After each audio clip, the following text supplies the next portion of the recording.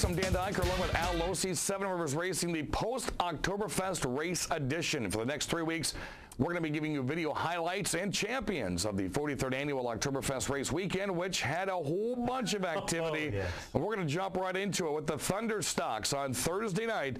What a wild finish we had. But before that, the 2-point leaders. Dakota Miller started with a 5-point lead over Tom Lethe. And it came down right here. 2 laps to go. Bolster outside. Miller inside. Lethe and Miller make contact. Miller gets punted out of the race with a cut tire.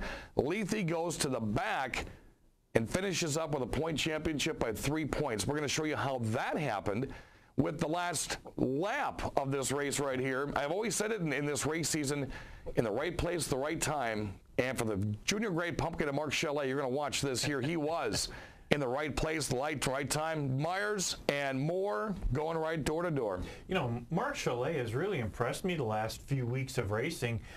This year he finally won a feature, and he's been doing extremely well, especially towards the end of the season. And the Great Pumpkin did a great job this weekend. White flag lap is out right there. Jordan Myers is on the inside. Adam Moore is on the outside. Bolster and Chalet are right behind. Now they are racing for the checkered flag. When this happens, look at Chalet on the outside. His eyes got as big as pumpkins, and he took home the Oktoberfest feature race. And again, your point champion for 2012 was Tom Lethe by 3. The sportsman class Thursday night was less exciting than Friday night. You have to wait to watch next week to watch what happened there. This one came down to the tightest of margins, though, with Steve Bachman getting on the inside of Matt Inglet. Greg Scheck was hanging in there. And this one, as we saw many times, Al, this year, came down to the turn 4 region of this racetrack. You know, it just seems like that's the way this division has been, and that's the way Oktoberfest ended up being all 4 days. The last lap seemed to be the decider. Well, as you see, Greg Scheck, who had an outstanding weekend, Steve Bachman, 5 out of 6 qualifications over the past last race weekends at Oktoberfest. Did what he could. Scheck was trying to chase down Inglet. Then you put in Jake Arneson. I mean, and Bachman, they were the top 4 drivers, I would say, over the past 4 or 5 weeks of racing, maybe even Billy Martin. Yes. But accelerators and the Hulk smash right across the line. Rounding out the 2012 season championship was Randy Humfeld. Congratulations to the man from Chaseburg, and what a ride he had Friday night at Fest. And again, we're going to show you that one coming up next weekend. Probably the biggest time. You realize I'm just getting the voice back over Oktoberfest. We had an incident happen on Thursday night that kind of carried to Friday night. We had 2 more incidents. That's the most exciting, loudest, bizarre race calling I've done at that racetrack in a 30-second time span ever. And the thing, Dan, is that obviously there was the big one at Talladega. Oktoberfest had 4 or 5 big ones. We're going to show you the first big one, probably the biggest late model crash that I've seen since I've been announcing at the Crosse Speedway. We start things off. Bill Niles, Mark Lambereau on the pole. We're going to show you from 2 different angles here as they hit the green flag. Good night, 12 cars. Well, this is just incredible. The amount of cars just piling in. They kept coming back, bouncing off of each other. I do want to make... Now, real quickly here. Now, this is the call of the weekend. Was Niles at fault or was Lambereau at fault? And that is the biggest question. We just spent 15 minutes before we started taping putting this thing frame by frame in reverse, forwards, and backwards.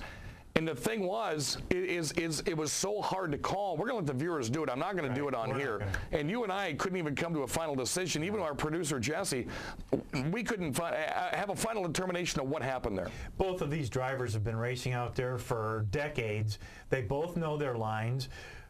They may have been in a slightly different line. It might have been a foot off one way or another for both of them.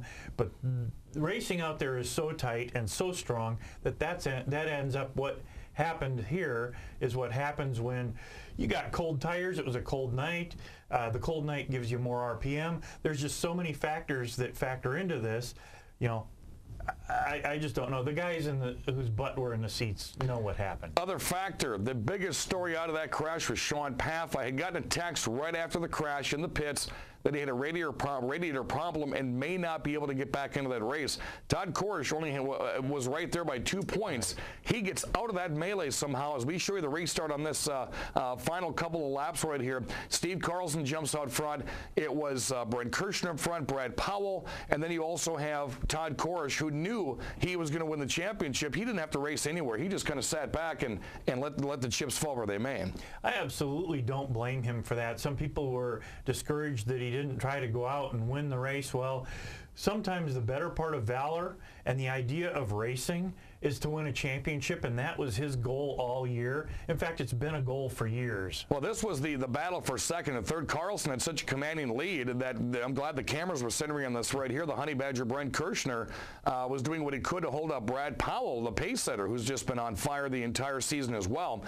So this was the remainder. We had 12 cars, and what started out to be a very exciting Thursday night championship night feature was relatively, I hate to use the term, boring afterwards because Carlson had such a lead and Kirshner and Powell battled back and forth.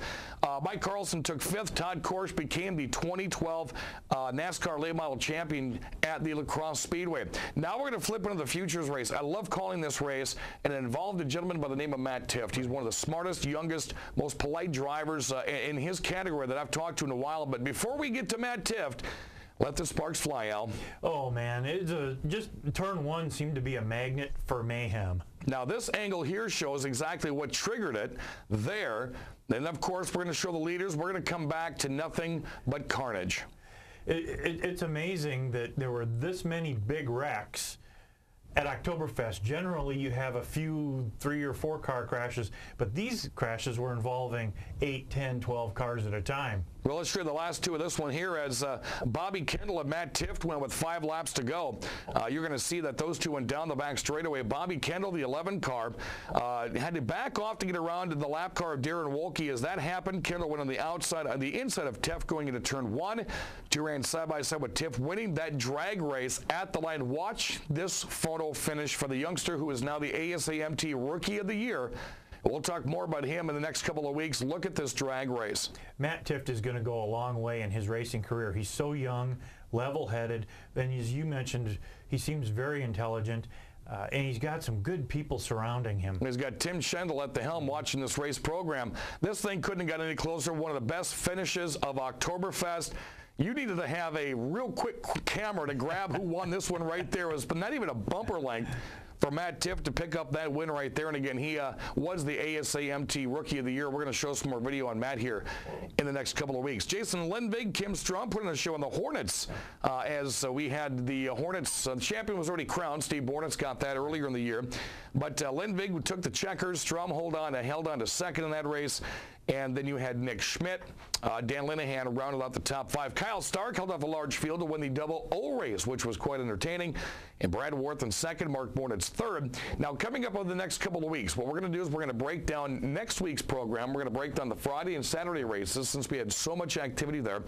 And, of course, Sunday was such a huge ASA day in the vintage cars, the late model challenge, which I thought was cool. Did you get to watch that? Awesome. That was awesome. Cool. It was very cool. 10 on the big track. We're going to make it next year. 10 on the big track, 12 on the small track, and that was one of the most entertaining races. And we had a lot of crowds stay around. There was about 2,000 people that stayed to watch the first ever late model challenge.